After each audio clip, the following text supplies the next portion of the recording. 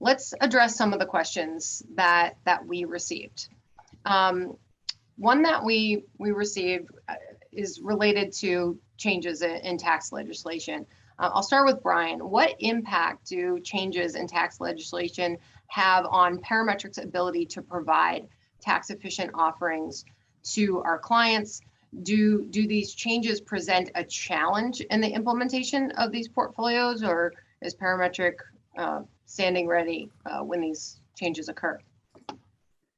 Yeah, so the history of tax law within the United States is, for many of us who follow it, is an interesting history. We do see changes from time to time, rates and the structure, long-term, medium-term, short-term, cap gains versus dividends. All of that has to be an integral part of managing a direct indexing portfolio and managing the trade-off between the customization value and the tracking error.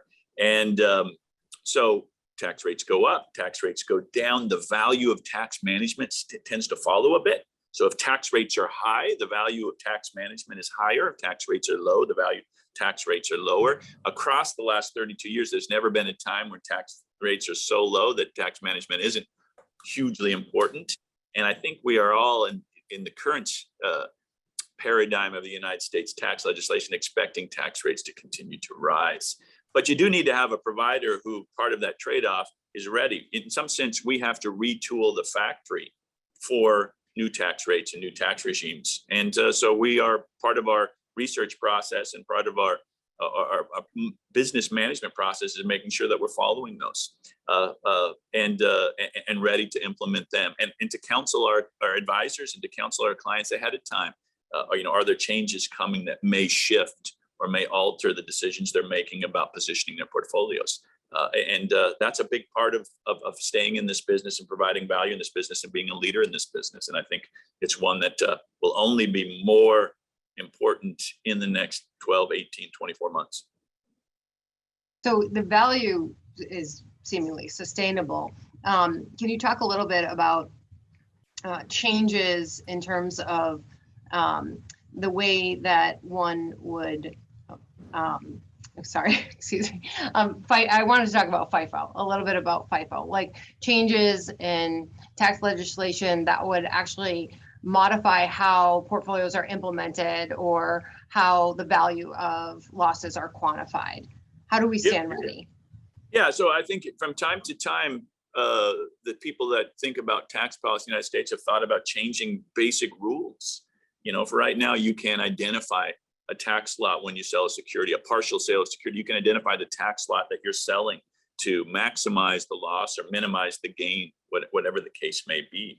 And there's been times in the past few years where legislation has been proposed or at least proffered in certain conversations that would change that, maybe a forced FIFO or LIFO or an average cost. There are times when flat taxes or the way that mutual funds are taxed get changed. So you can imagine a situation where tax legislation happens in the United States, it radically changes the way separate accounts and mutual funds are taxed.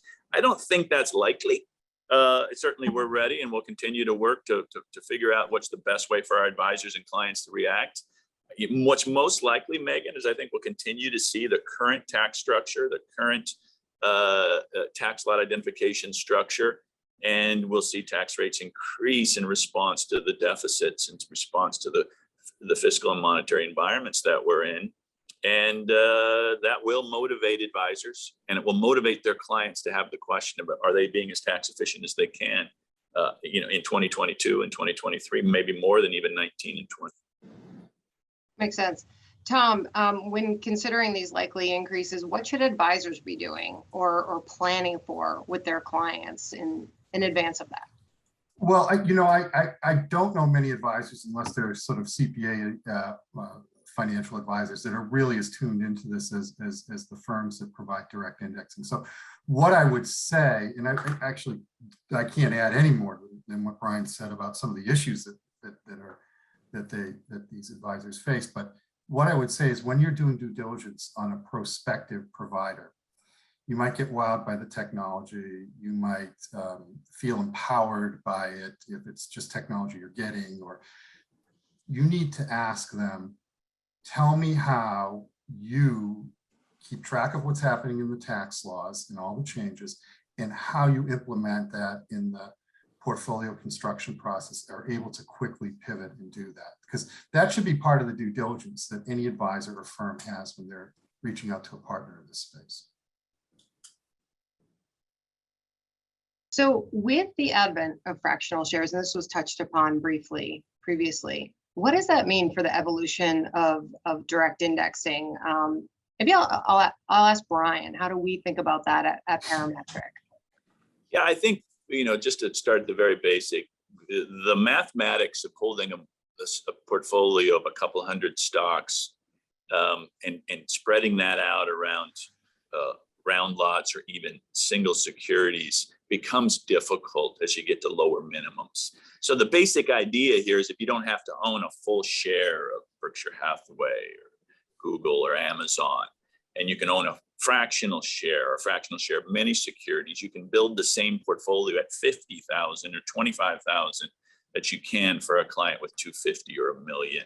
And that in theory should open up, and in practicality should open up the opportunity to build these custom individually owned security portfolios at lower minimums and drive the benefits and the opportunity for direct indexing into a different wealth strata or a different portfolio size strata. And fractional shares are increasing in their use and availability through many different functions. And so we will build at Parametric in conjunction with our partners fractional share capabilities and have some of that now. And if the demand is there for the use cases, for the value of customization, fractional shares should make them available at lower and lower minimums. It's not there yet universally, consistently across trading and custody platforms. Some firms are leading the way.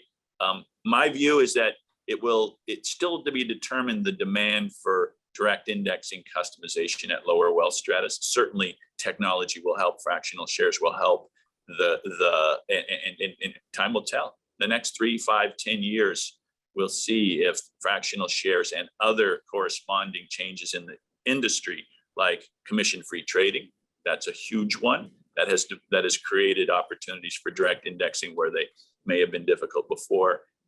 What the effect is on the demand and the ultimate profile of users across the spectrum. Yeah, I mean, perhaps whoever can adopt the use of fractional shares into the implementation of direct indexing will be, I would imagine, one of the leaders in the space. We got one question that asked, with so much competition, what is Parametric's competitive advantage today? And what are we doing to maintain that edge? Yeah, that's certainly on my mind every day. One of the things, and not take the rest of the call, but one of the things that was mentioned by Tom kind of leads into that conversation is that at Parametric, we want to be an industry leader in this space, both as a feature and customization leader. So provide more opportunities should they be needed to customize portfolios than any other provider.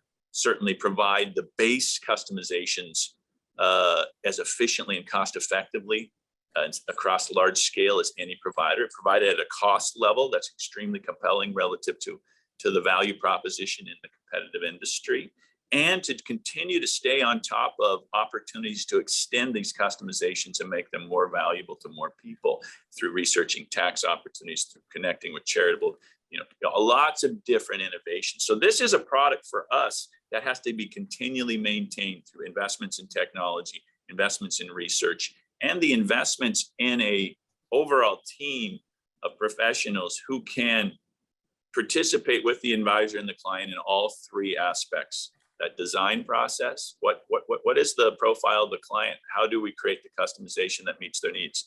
Through the implementation process, do we have the right algorithms and people and engineers to execute? And can we be part of the client service conversation? So ultimately, and help the advisor and the client really see the benefit and understand. So ultimately, we'll win. We'll be an industry leader, a player, a market share maintainer and grower if we can find ways to deliver that value. It's not going to be one thing, it's going to be many, many, many things. This isn't a product that has a particular composite track record that gets us 3 or 4 or 5 stars. It's a service level and innovation level and scale problem that will be played out across many factors. And you know, we've done it longer. We've got more AUM, and we've got a lot of energy and excitement behind it. Great. Tom, any final words of wisdom for us to try to maintain that competitive edge? Well, I mean, you're the market leader, so you definitely, there's a lot that you get from just being that. Yeah, no, I mean, I just think, you know, as we're having this conversation, we talk about fractional shares. People often look at that, and we have looked at that as sort of the driver of growth and zero cost trading. But I do think that there's this next level down of advisors, and the key is segmentation, right? I mean, traditionally, this has been an ultra high net worth, multifamily office product, but I do believe there's a core segment of advisors where the market they target is maybe $2 million in investable assets for a customer that have been underserved by this product, where there's a lack of awareness.